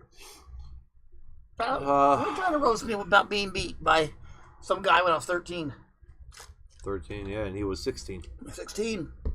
And you knocked him out in the second fight. Yep. Minute and 26 seconds on the second fight. And I'm not talking about referee stopping it. I'm talking about his head bouncing off the bottom rope. You know what I mean? Yeah. Laying there curled up like a baby with a big dick. I got all this shit. That's that lion hair, isn't it? Yeah, it's all up in me. So, hey, let's talk about some of the fights and possible fights we have coming up this week. Yeah, let's do it. You go first. Well, let's talk about the possibilities that we've heard. Well, hold on. Vinny Aceman got one. Were you guys impressed by any particular thing that Conor McGregor did Sunday? His heart. His heart? His heart. The guy fought until he couldn't walk anymore. But I did read an article about that. Did you read the article from the ringside doctor on that fight? No. Ringside doctor they stopped because he saw Conor having more of a brain problem than it was him being tired. The stumbling around. Yeah. The stumbling around and legs giving out is not a tired thing. He said that's from your brain shifting back and forth. From the fight? From the fight. And that's what made... And they went in the corner and told Bird, hey, if you see that again, stop it. Because being exhausted... Yeah, you shouldn't be that wobbly exhausted. Not where you can't move it, where you're falling, your legs are giving out. It's usually because your brain gets shuffled around a little bit. So... No, the fight was not even close to being fixed. Nobody's going to take a beating that long if it's fixed. He would have went out. Yeah, what we were talking about, I mean, he fought a game plan. That Alan Green, who the pro fighter mentioned, he wrote it better than what I could say. Yeah, it was good. He had that game plan. Conor did not get tired. Floyd tired him. I don't understand the thing, too. Again, we're going to go on. Conor was a good 30 pounds heavier. Floyd Mayweather, who is a notorious defensive fighter, who lives on not getting hit, came into that fight against a well bigger man and fought a style that he has not fought in how many years, and tired him out, tired this professional combat fighter out, and beat him and stopped him in the 10th round. I mean, there was nothing to be fixed. Conor was big. Floyd had to still be careful, even though he was not throwing any hard punches and he was getting tired. You still have to be careful. What people don't understand, obviously, that never fought or probably had never played football again or anything, was when somebody's 30 pounds bigger than you, 20 pounds bigger than you, that's a big difference. I mean, if that don't make a difference, then they should take cornerbacks and make them middle linebackers in football and have them tackle a 220-pound running back when they're 5'9", 170 or 180. Ain't it? But that's why you have middle linebackers that are between 6'2", 6'4", 250 pounds. I don't know. There's some big-ass quarterbacks. I'd use a corner instead of a quarterback. No, I said cornerback. Oh, yeah, cornerback. Cornerbacks are around 5'9", 5'10". Yeah, 180, 190. Quarterbacks are all fucking... So, I mean... 260? Yeah, so, I mean, like, size is everything, and Floyd still had to be careful going in there but he fought a perfect fight, and he was careful, but he also brought the pressure to Conor McGregor. There was nothing fixed about it. I mean, he stuck to a game plan, and that was it. Well, he gave those early. I feel he gave those early rounds up early to let Conor punch himself out. That was the goal, was to punch himself out. And Conor did. And there was nothing that one uppercut in the fight was the biggest one that Conor had, and that was one of the cleanest ones, and he did not hurt Floyd with that at all. He probably woke him up, which would anybody, but he didn't hurt him. And that was pretty much all that happened in that fight. I mean, to be honest with you, it was boring as shit, the early rounds. Conor sitting there tapping, keeping his hands out. He had to reach, as you can see, it obvious. He was not an inch taller. Yeah. Again, I went on that. The tail of the tape is nothing. 2-3 inches on there. Yeah, you don't when you see boxing matches, do not look at the tail of the tape. No. Because they had Floyd at, 5'8"? Yeah. Floyd's 5'6.5". It was like that Ron White joke that he had on one of his stand-up jokes where he goes, I'm 6 foot, depending on what convenience store I'm leaving, because every convenience stores are different. Yeah, is different. And it's true. Those tail of tapes are always wrong. Where they have Canelo at 5'8". Yeah. Hell, Canelo. See, like Daniel said, Floyd did that a lot at 130. At did. 130 pounds, we're talking about now. And he's knocking people out, though. Yeah. But I'm just telling you the size difference. When people were saying, well, put him in the octagon, but that's why I said no. Take a guy 30 pounds heavier than Conor and put him in the octagon. Mm-hmm. Not that it'll win, but it'll be more fair. Well, that was like Nate Diaz. Nate Diaz outweighed Conor after the weigh-in by 20 pounds, and you saw what happened. Yep. Conor is Willie Jenkins coming back? Hey, where's our Willie Jenkins? Where's Willie? I got Willie. Willie's coming. The third host. Conor landing his biggest punch is early. Floyd walked through him. Yes, he did. Here he comes. Look. Yeah, D-Rock. I mean, that's 100% right, dude. And you've seen that on the Facebook post that I've been going back and forth with. Kelly. Bow, bow, wow, wow. Willie Jenkins. Hey, Kelly, miss you, man. But how do you feel about Connor's loss of power from the glove difference between the UFC and this fight? Matt, there was no difference in the gloves. As a matter of fact, they had a big Sports thing. Science. Yeah, Sports Science had a big thing on that. And they didn't even use fight gloves in boxing. They used boxing bag gloves. And there is no difference in the effect of... There is no difference in the effect of the punch, Matt. They are exactly the same. And actually, they wore 8-ounce gloves, boxing gloves. So you got to remember, too, in boxing, you have a cast below those gloves. Especially if you got a really good wrap man. I mean, it's hard. So there is absolutely no difference. And I would have probably said that those 8-ounce gloves would do more damage than those 8-ounce hard gloves. Especially if they had a really good wrap person. Yeah. Which I'm sure Mayweather did. Oh, he has the same guy. What's his name? Diaz? Yeah, there was no difference in that fight because of gloves. You get a guy like Rudy Hernandez that knows how to really pack your wraps, and you're Anthony in trouble. Carson, no, man. I'm 35. I've been retired 5 years. I did my thing in the sport. Kelly and James, thoughts on... What if Floyd went in the ring with Conor MMA style? Conor would end it quick. It'd be over within the first round. I mean, that's what Conor does. Gloves protect the hands, but they don't protect your opponent, Casey. What do you say? Gloves protect the hands, yes, but they don't protect your opponent. Yeah, some gloves don't protect hands that good. That's why how many fighters got brittle hands. No, like, but when they talk about protecting hands, you're protecting them compared to the early 1930s. Exactly. You know what I mean? Yeah. And now that's why you have fighters to choose between Grants or Reyes or Puncher's gloves. Winning. But gloves have horsehair in them. They're meant to fuck you up. Yeah, Benny Ace does answer that. I thought Miguel Cotto looked good. I was kind of expecting the worst from Miguel Cotto due to the fact of just the ring wear. Yeah, and wear on it. Wing wear, I guess the way to put that. Wing wear. Ring wear. Yeah, say hello 3 times real fast. Ring wear, ring wear. No, say hello. Say ring real fast 3 times. Ring. Hello. Nah, that was stupid. Yeah, but no.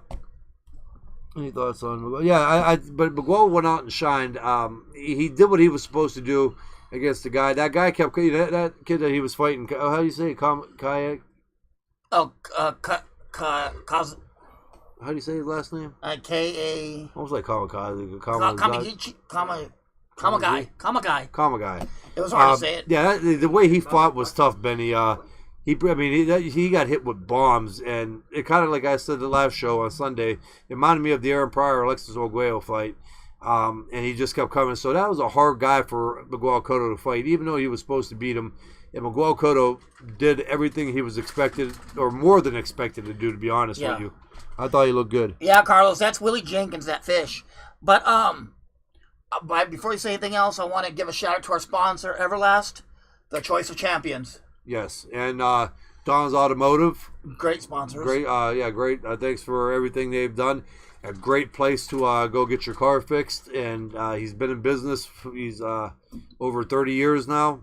So that fool better fix my light in my car. Yeah, he will. He's reliable, and we're not saying it because I've been friends with Donnie for a long time. He's a great dude. He does a lot of things for free on his off time to help out. So yeah, so good dude, and he'll definitely take care of you guys, or he wouldn't be in business that long. Mention the show, and he'll take really good care of you. Cotto looking good, but should have gotten the finish. I can't read it from here. Should have gotten the finish. He should not fight any guys before he retires. Take a light fight. Yeah. I agree with that. Then again, but I'm a guy just not easy to finish. Yeah, that's what I'm saying. I don't think many guys would stop him. Unless they. I think the only way they stop him, to be honest with you, is if he gets hit with too many clean punches, and the referee is actually the one that steps in. I agree. And stops it. I don't see. And that referee looked like he was in no position to want to stop anything. Exactly. It was going too good. Yeah, so that's what I mean by him getting stopped. But I actually felt sorry for Kamagai at a certain point. I was like, Jesus. That's what Christ. I'm saying. And I was switching between that fight and the Davis fight. I was going like from awesome to disappointed. I was playing with my emotions in those fights. Yeah. Old Cookie Monster. Yeah, I mean, that'd be the thing. Like, unless somebody's just hitting them. And you're mean. Let's, Burton. This is one, Casey. Speaking of gloves and Everlast, what was Connor's reasoning with Everlast gloves? What happened with that? What did he talk? I didn't hear anything. Well, he didn't ask for those gloves, I guess. That's not what he was asking for. But that's not how it works. When they do a fight, those those gloves when they fight, those are sponsors. You know, sponsors will come in and use certain gloves. Yeah, but no, I disagree with that too, though, to a point, because I came into that situation and I disagree too, but that's just the way the business is working. You could. I mean, if you go into the fight, especially in that, unless they fucked up in the early negotiatings. But your main event fighters, you get to choose. I think it was between the MX and the power locks. He has the power locks. Oh. You know. Yeah, because 8 ounces. I know that 8 ounces is 8 ounces. Power regardless of the power lock or MX, don't mean shit at that point. You know. But they will make a difference between Reyes and. Yeah. Oh yeah, but Yeah. Well, what did Floyd use? Didn't Floyd use Grant? Yeah, because his hands are so bad. He always uses Grant though. Yeah, because Grants are for brittle hands. People who got bad hands.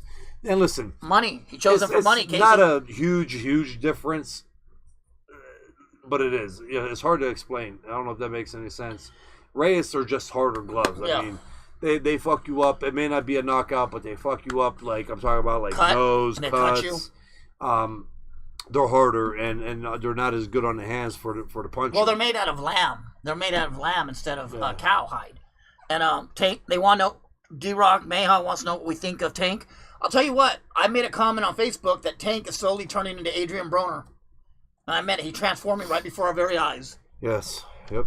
Yes, David, Everlast is a good brand. I mean, my God, just all their unboxing equipment alone, besides fight gear, I mean, I was talking about like their bags, they got the best heavy bags, you know. And well, the thing of Everlast, they have 3 or 4 different departments. They have your box aerobic stuff, and then they have your fight stuff. And yeah. You can go so many different directions with Everlast. I like their mouth guards. I usually with the mouth guards. I've never used Everlast one.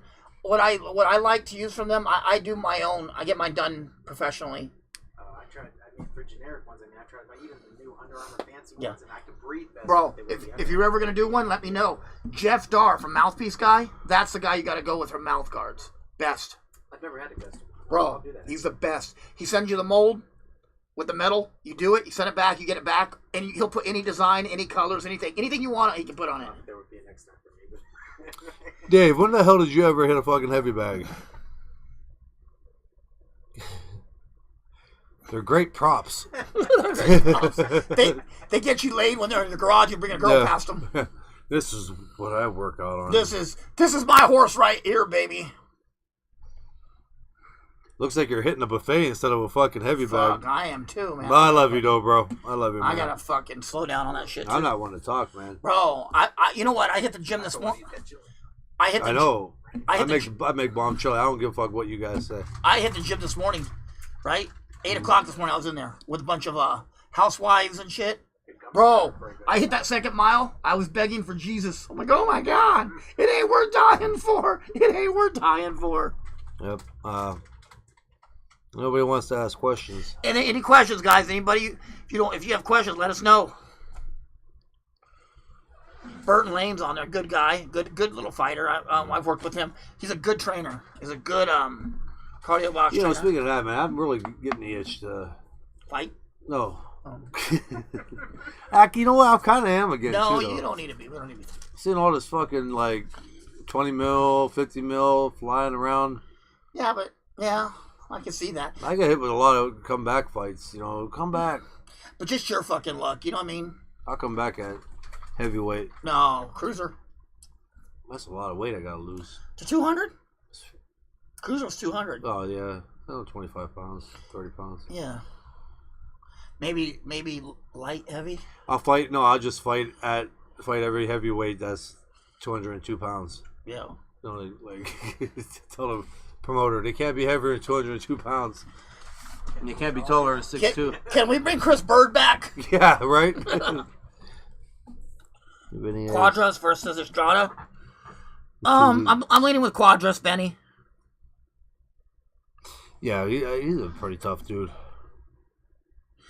Teddy Capuno said, "What's up? Is MMA better than boxing?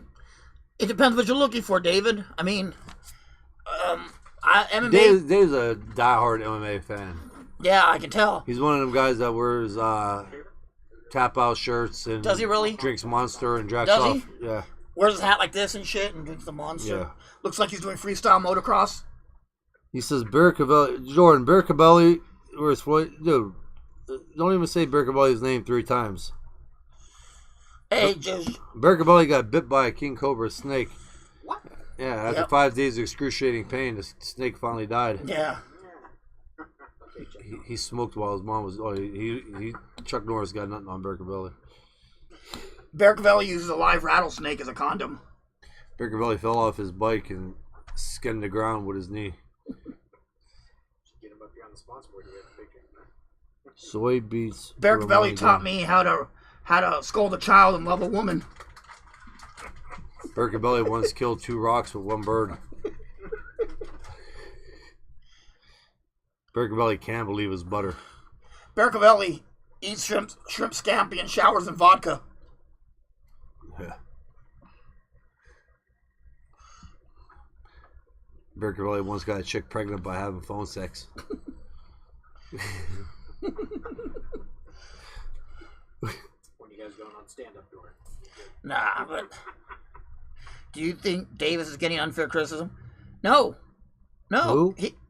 Davis, your Cookie Monster. No, I don't. He's a professional. He's a kid, but he's a professional. And you're getting on the biggest fucking stage in boxing, and you get on there and you act like a complete fucking asshole.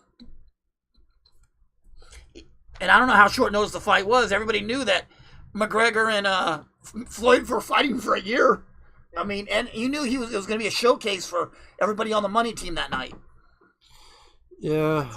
His antics and the fact that he didn't even make weight. Any more Cholo fits? I got it. I can't do it in front of the camera though. Yeah, I got it. I got some good thigh workouts for the Cholo fit.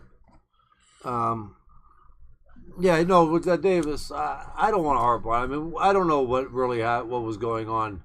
You know, we'll see in future fights with him. You know, if he shook this one off and is back on, you know, he won the fight. He got through it. He whatever the adversity was, he got through it, and whatever was going on, you're going to have people jump on him. Unfortunately, he's in the spotlight, and he was on the biggest stage, and just not boxing, but any combat sport. Almost probably one of the biggest sporting events of all time. I'm sure if that fight was free on cable TV, the numbers that it would have broke. Well, no, Sean.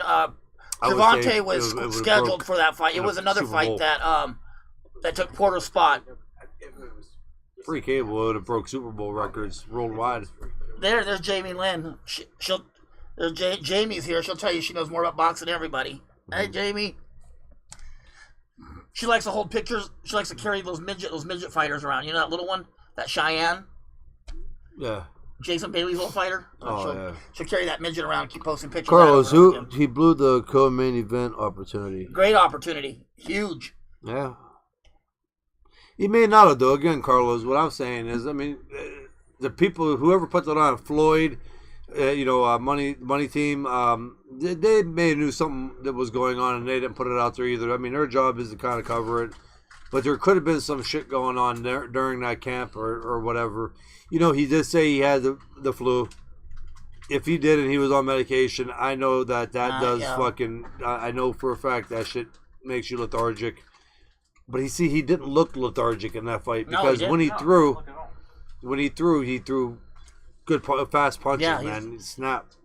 So who knows? But let me explain. Then why would the money team come down on him if that was the case?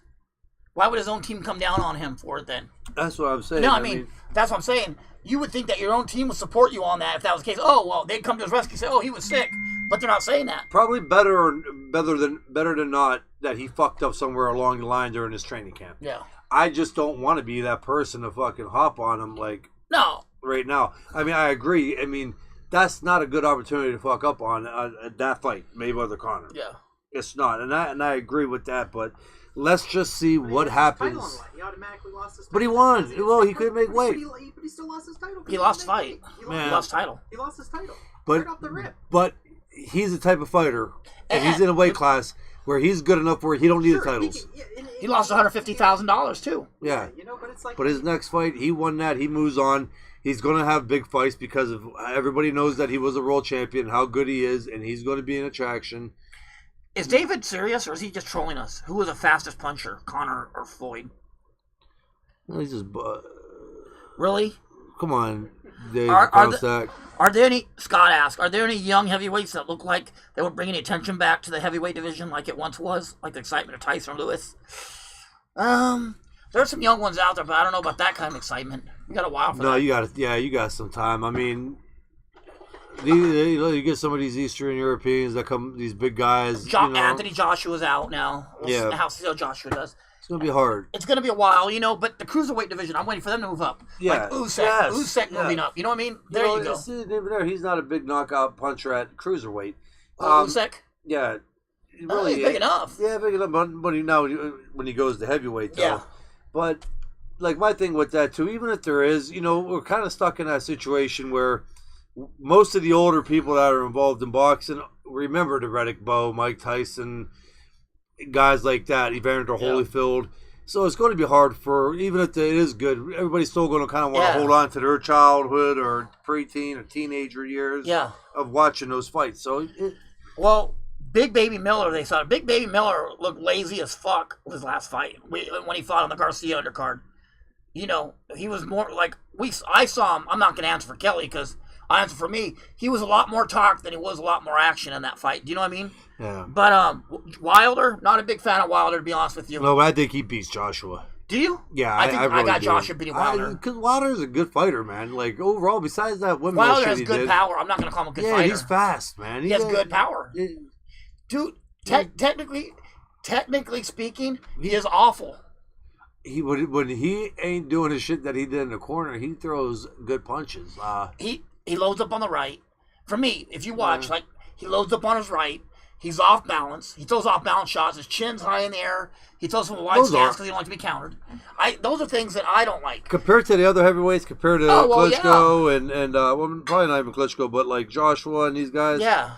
You're comparing lots of shit to a little bit of shit. It's still shit in the long run. I don't think. I think talent-wise, right now, I think Joshua kicks Wilder's ass. Joshua's a better fighter. I don't think. I think he's too muscle-bound. I truly do. I don't know. And he ain't going to have no advantage in the height. I think him and Wilder are the same height. Joshua's 6'3", or something like that. Wilder's like 6'6". You know what I mean? He's a big dude. Well, Joshua's the same height. He's not. Same height as Wilder? No, he wasn't the same as he wasn't much different. Klitschko. Yeah, Klitschko's 6'5". 6'6". I thought he was 6'3" or 6'4". Wilder. I mean, Joshua, not Klitschko. I don't know. I think I got Joshua, man. I don't know. Yeah, Sean. I mean, I agree with that. I mean, we've seen the swing fest that he had his last what Deontay Wilder had. Yeah, he's more fluid, Benny, because he's a fucking windmill. He did that, it was funny. It was funny as hell, but he's done that in a lot of fights, and you've seen him do it. Yeah, okay. He's done it in a lot of fights. That's true. I just think right now in the heavyweight that I don't think that he will stay undefeated. No. But I think that he will probably. Then again, I may be wrong. It's heavyweight. Do you remember when Zab Judah got knocked out by Kosha Tszyu? That's how I see his knockout happening. His leg folding up behind him. Yeah. You know what I mean? That's how I see that. It's going to be ugly when it happens. Rampage Jackson or Brock Lesnar? Where the fuck that's MMA. Brock Lesnar. We touch on Brock. MMA. Rampage is too old. Yeah. No, we do. We've had you. We have. But what are they asking about? Who's a better fighter? Brock. Who wins? Rampage or Brock Lesnar would crush Rampage. Rampage is old as fuck. Yeah, but Rampage 10 years ago, I don't know. That'd be good. I don't know, bro. I saw Forrest Griffin fucked up Rampage in his prime. Yeah. And the only reason that the fight that Brock lost against Frank Mir, it was because he was just too inexperienced. He was beating the shit out of Mir. And that's the only time someone was even close to freaking him a little bit. Brock was a machine. Yeah, we had Matt Brown on here before. And Rampage, I mean, not taking anything away from Rampage, but I mean, Brock was... Yeah, Matt Brown's a cool ass. We should bring Matt bumping into that man in a dark alley. Brock Lesnar? Fuck no. We should. I heard he's a dick. That's why I would have bought. But I don't know about that, in primes, Rampage and Brock, that would be because Rampage was a strong ass. Do you know who we could get on? Do you know who we could get on the show? I did autograph signings where he's cool as fuck. Yeah. Do you know who we get on the show? Jose Aldo, because Robert trains him. was awesome. We do that. Robert trains Jose Aldo. We get him on the show. Shit. Oh, Jose Aldo's awesome. Yeah, but we get Matt I Brown was on right. again anytime. Joshua 6'6". Wilder 6'7". Yeah, I think Joshua beats him, man. I think Joshua's the better fighter. I think they'll both get knocked down a couple times, but we've never seen Wilder really having to push himself yet. James all day long. Thank you, David. Please, somebody believes in me. Yeah. Fucking Greg. Only With one eye. How is Omi doing? How is old Cyclops? No one is hurting me. Willie Monroe versus Billy Joe Saunders. I got Willie Benny. Willie Monroe. Yep. I think that him fighting Triple G did nothing but make him more experienced. This is a part of the show I like when people ask questions. Gives us, a way they're interacting more, and it gives us a way to get out to you guys. Yeah, we love the interaction, and we can talk about mostly whatever, D-Rock unless you said give us some crazy fight where we don't know what they are. D-Rock said he can't hear you. Okay. Well, he can't hear you. But yeah, he can't hear me. Sign up to him. El Mongoose. What other fights are? Well, he just announced a big one. He just announced a good. I know, that's what I'm saying. I can't remember what. Well, did you hear the rumor mill? Let's get on the rumor mill right now. I love the rumor mill. I'm hearing Mikey and Danny. They're still trying to hash that out. Mikey Garcia, Danny Garcia, hashing that one out. Let's see if it happens. Again, nobody's given. And they're looking at that for December. Nobody's giving Mikey a chance really in this against one. Against all these Danny? Boxing groups that I'm on. I'm in all those boxing groups. They're saying Danny beats Mikey. Too big. How's he too big? He's a solid. He's barely 147. He was 140. Yeah. He has trouble making 47. I stay out of them because Harvey, I am biased. I love Mikey. So Scott, I got Texas beating Harvey. Harvey versus Texas. He lives in Houston area. Oh, okay. Walking around with Rampage 216, fucking 286 for Lesnar, man. Well, but Rampage is like Lesnar's obviously in the strength department. Lesnar would, I mean, I think Rampage is didn't he great. get couldn't he fight one time too because he tested positive for Rampage has tested positive a couple times. No, but so did Brock. Yeah, Brock has too. Brock had problems. But dude, you gotta remember, Dave John Jones did a couple times. I'm 13. A couple times, just a few. I'm 13 pounds heavier right now than Mike Tyson was in his prime. Mike Tyson only weighed in at 218. Carlos, I got me and Kelly both have 10 pounds heavier. We'll do the show in a minute. Yeah, but Tyson was still strong. Even though I'm 10 pounds heavier, I wouldn't want to go grab his ass. Carlos, me and Kelly both have Canelo beating Triple G. I'm sorry we can't do the Mike show, Tyson's guys. leg is this big. See, I don't know, D-Rock. Again, that could happen. That's not out of the question. Triple G stops him because of how powerful and how strong he punches. But on the flip side, I don't really think that would happen in round 10 because I think the longer the fight goes, the better chance that Canelo has in that fight. I think Triple G gets muscle weary and tired really quick in the later rounds. And like I said before, if the fight goes past 4 or 5 rounds, I heavily favor Canelo Alvarez. And Canelo Alvarez is not the best endurance fighter. He's not. But round 7 through 9, he kind of just but he picks it up again. But you go back, watch the Jacobs fight, and you'll see what I'm saying about. Although I will say this, I think the reason he's always had trouble with his weight is because of the weight cut. Canelo's a big guy, and cutting down to 54 was killing him. You know what I mean? Yeah. So I think maybe with 60 or whatever he's working at, 60, he's gonna help him out. Bill Tibbs, I have to say, I will have to say Hopkins, even though that again, and I hate, but it's been how many years now? Almost 9 years. That was not even an 80% me that night, and I think anybody could tell the way I punched and everything else in that fight. The shit just wasn't going on, but still overall, brain wise, smarts, boxing smarts, and ring generalship and everything else, I would have to say Hopkins. Sean, I did think I had Jacobs up by a round over Triple G. And I think Kelly had Triple G winning by a round or two, right? If it wasn't for the knockdown, I had it either a draw or Jacobs. If it wasn't for a knockdown. Who did you give the fight to? Triple G by what, a round or two? Yeah, by a round. By a round, and I gave it to Jacobs by a round. Yeah. Because I think Triple G quit working in the 10th, 11th, and 12th, and I gave Jacobs those last 3 rounds. And that was the type of fight if you would have gave Jacobs, if they would have gave Jacobs the fight, I would have not have bitched either though. No. That's how like how close it was. I mean, I wouldn't have said that Triple G got robbed or anything like that. I would have said that was a great fight. And I am a Triple G fan, but yeah. Being a fan and telling the truth are 2 different things. Yeah. Yeah, that fight could have went either. That fight could have went either way. Yeah. Green screen troubles. Oh, we got it. You're good. It's okay. All right. Go back. Oh, it's Yeah. on camera. Yeah, somebody. Oh, here it is. No, you're good. We got the tic tac though. If the devil doesn't Or the like it, he can sit on attack. Thumbtack. If the devil doesn't like it, he can sit on attack. It's a great show, guys. I need to check it out more often. You should, Scott. I was in the Army. Me and Scott were Army buddies. Hard as you'd imagine for you to make 160, Kelly.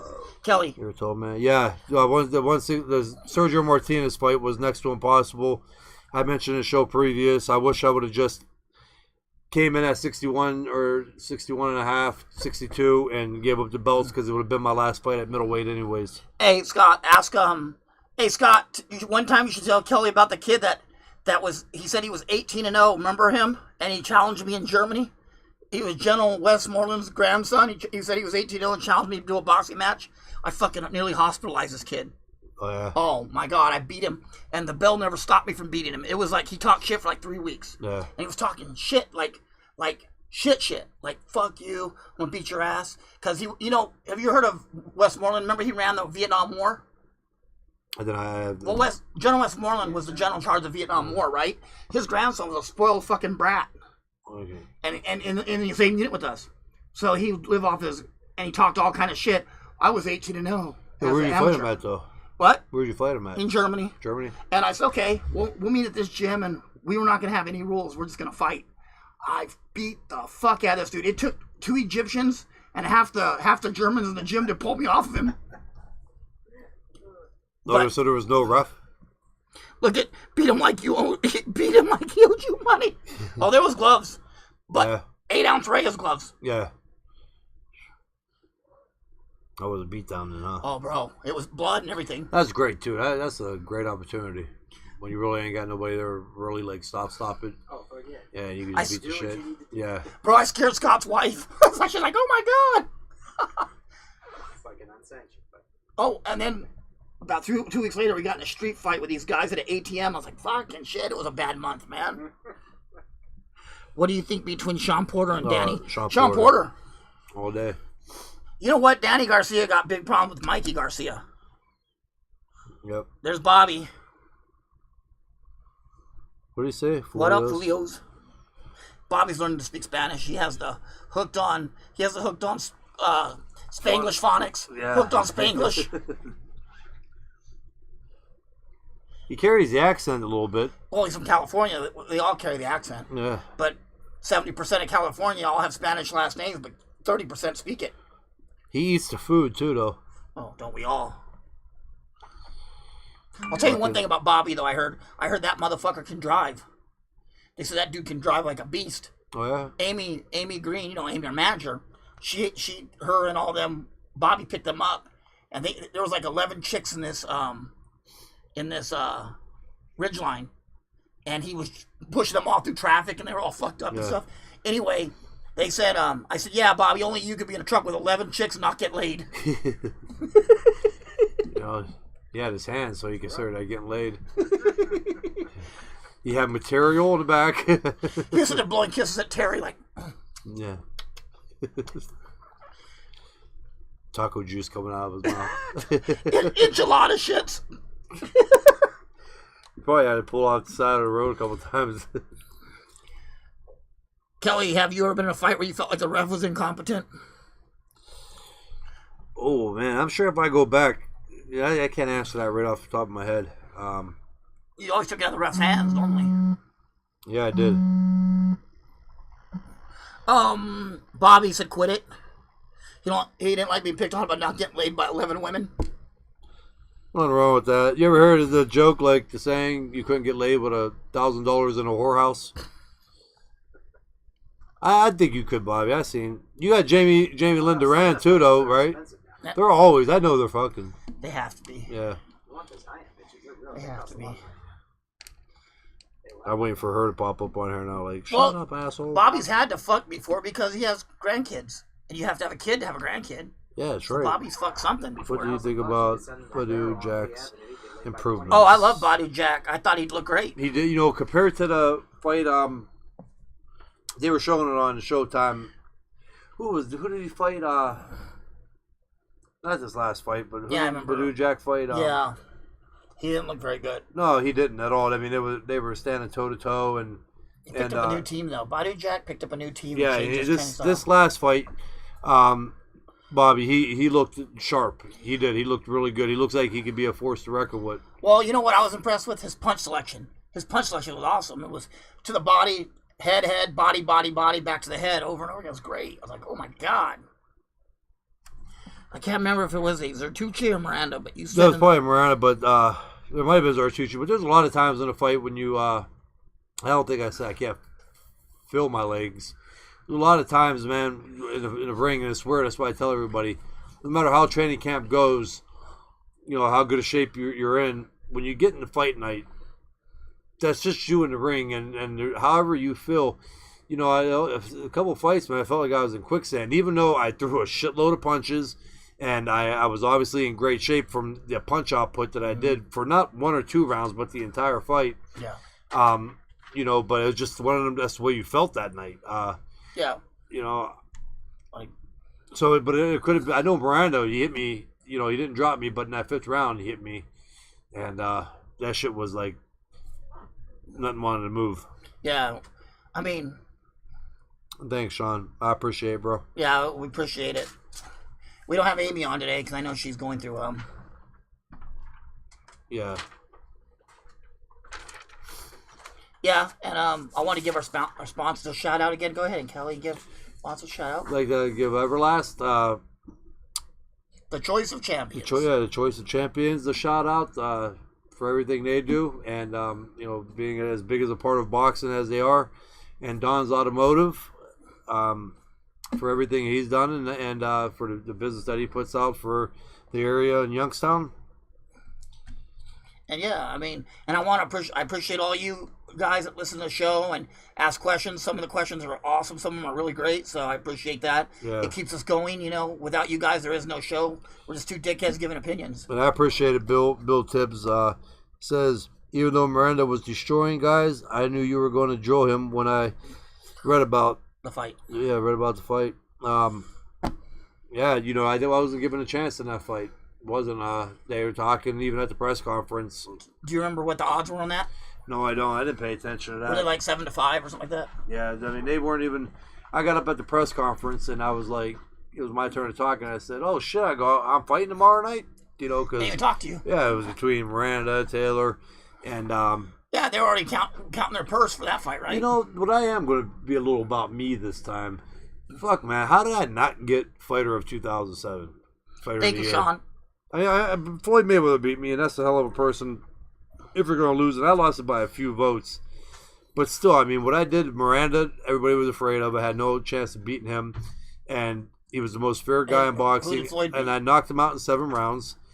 And then I fought Jermaine Taylor, who was undefeated. Floyd beat Oscar, right?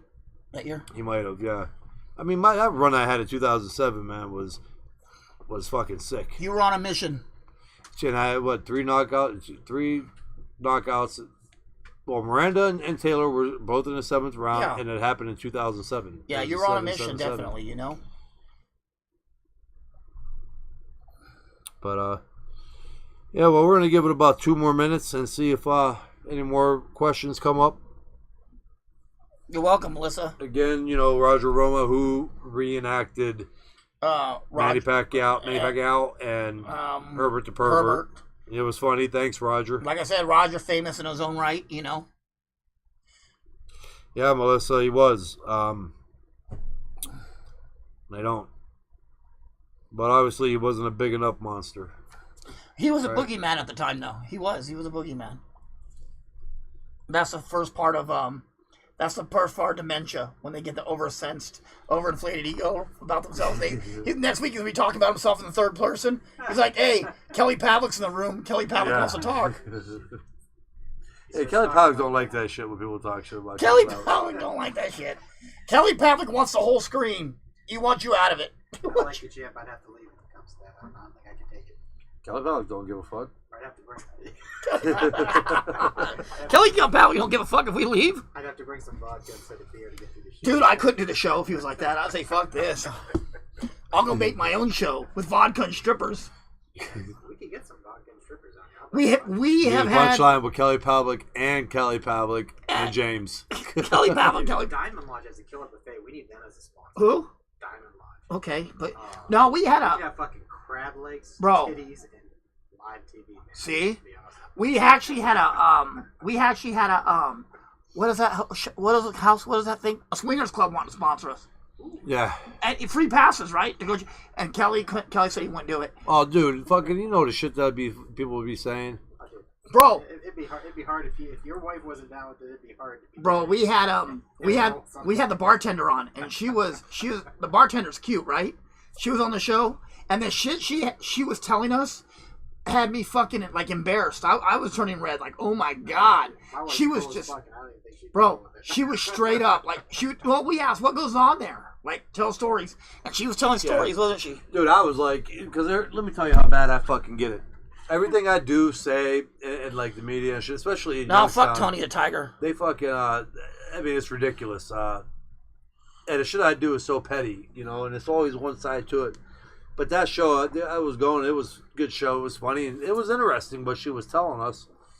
But then it was over, and I was like... We felt dirty. Yeah, I was like, dude, we ain't putting this on here. Felt dirty. Yeah. I had to go take a shower as soon as the show was over. Just to get that show off of me. Get some bleach on you. Yeah. No, but she really was pretty. Like, and like you could see, and then like and she's like, "Do you take part?" And I started to sound more and more like a pervert. Like, do you take part in this? You know, like it's like, no, I can't. So, are you sure? Yeah. So it was none of the stories were about her talking about her doing anything. No, it was about other people. Yeah, it was like what goes on there. So it was actually interesting, but I was just like, nah, they ain't going. That's not a show. We got like free passes. She's like, you guys can come and look around or do whatever you want. Like, no. That's all you need is, hey, guess where I was at last week? With Kelly Pavlik at the Swinger House. Rocky, Alicia DeFrank. Bobby wants to get Tony the Tiger. I'm like, fuck Tony. Bobby tried to get anybody on. He's friends with all them guys, but Tony the Tiger, he's been a dick to me. Fuck him. And that's the thing about having my own show. Our own show, we can put whoever we want on and we don't want on. Yeah, we can. It's true. And then and he'll probably try to put Hector Camacho Jr. on too, because he's big buddies with him. Who, Bobby? Bobby, he's good friends with Hector Camacho Jr. See, Bobby, you're getting James over all rowdy. Well, I sat on attack, I think. Might have been falling down. I did sit on attack because it poked in my ass. It's like, Jesus. And then that's why I said fuck Tony the Tiger, because it went in my ass at the same time. My thumb is fucking numb from trying to push it. I thought they'd go in easier. I'm still pissed. I'm still pissed at Bobby because we went to San Francisco, right? Me and Schizo. I'm gonna meet you guys down there. I'm gonna meet you guys. We called motherfucker. He didn't fucking show up, and he lives right in San Francisco area. I'm like, you motherfucker. That's horrible.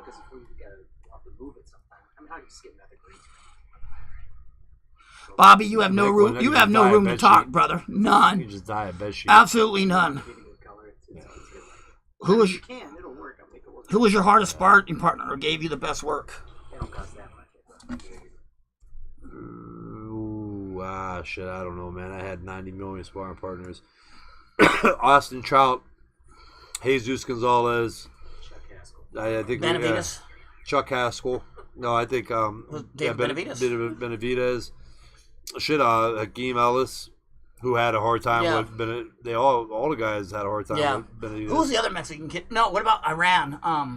Medina. Yeah, he wasn't that bad. No, he hit hard. He was a Mexican champ, wasn't he? Yeah, he hit hard, but you had a lot of guys. I had a guy, Richard Pearson, who was good. But obviously, like I said, Austin Trout. Most of the hardest ones was in California, though. Let me think mine. I'll tell you. You know who my hardest sparring partners are. I still bitch. Spadafora. Oh, yeah, I forgot I sparred Spadafora like 3 times. Well, what about you? You sparred Porter, too. Yeah, Sean Porter. Yeah. But that was, he was still amateur, and I think I can't remember if I was amateur or just turning pro. What about Ken Cigarani? Ken Signorani from Youngstown. Yeah. The thing is, it's funny. I sparred a lot of them guys, a lot of pros. Jack has guys now, and he put them in. Jack had this kid, Juan Salinas. Yeah, he's good. And he never sparred. Well, that's Papo, his little brother. Okay. But he didn't put him in with nobody sparring, and when he did, they would just kind of he'd make one go easy. Yeah. I was laughing. There's nothing bad. I was laughing. I'm like, man, when I was fucking 15 years old, I was sparring Kenny Signorani, who was getting ready. I got Kenny ready for Chavez. Yeah. And Camacho fights. I sparred Paul Spadafora, a lot younger. I sparred Mike Griffin. Remember Carl, his brother, the Griffin brothers. Yeah. Out of where? Lorraine. Yeah. Yeah. I mean, big time. I sparred them a lot. I sparred the dude from Black Kid, Maynard Reed. Yeah. From PA area, Steubenville. Sparred him. I was young. I was sparring guys. I'd be sparring heavyweights like Lindsey Morgan and guys like that. At Top Rank Gym, right? Well, I did that in Top Rank, but I'm talking about in Youngstown too. I was I think my hardest ones were Paul Spadafora, Terry Norris was a little rough. We were joking, Rocky, about Chuck Haskell. Keith Mullins. Keith Mullins was rough. Yeah. Eddie Cook. He was a good fighter. Sparred with Eddie Cook. Robert Bailey. I had a lot of good sparring growing up. A lot of good sparring, but I think overall Spadafora was the toughest. A lot of Mexican guys though, like Stevie Quinones. Stevie Quinones was good. I got to spar a great fighter actually. A couple of my first sparring sessions. Of course, he was working with me. Harry Arroyo, IBF lightweight champ. Yeah. I sparred Harry all the way up till I was about 15 years old. Yeah, a little too big for him, huh? Yeah, Harry was that was actually later. You're just getting too old. At 15, I was still fighting at 140, 147. Yeah. But Harry, I love that guy, man. He was what a great person. Yeah, well, guys, that seems like the questions. Yeah, that's about all the questions that you guys got. So we gonna bounce up out this bitch. Yep. And again, I'd like to thank Everlast, the Choice of Champions, and Don's Automotive Service. Exactly, and I'd like to thank Justin, the producer. Amy Green, Anthony Santiago, and Alicia Taylor. Yes. And all you people for the questions that you threw out there. And Roger Romo. And Roger Romo today. For the Manny Pacquiao and Herbert the Pervert. He was good. He stole the show. How would Kelly Pavlik versus Conor McGregor turn out? In a boxing match, should have been a knockout. It'd have been a quick knockout. All right, guys. Thanks for joining the Punchline with Kelly Pavlik and James Dominguez. And we may be back Sunday. We may not. Well, it's not a fight weekend. So. Yeah, so I think big fight weekends, we are going to do Sundays. So we will probably be back Tuesday. Well, we'll definitely be back Tuesday. 6 o'clock. 6 o'clock Tuesday. Eastern time zone. All right, and it was great seeing everybody, and have a great week.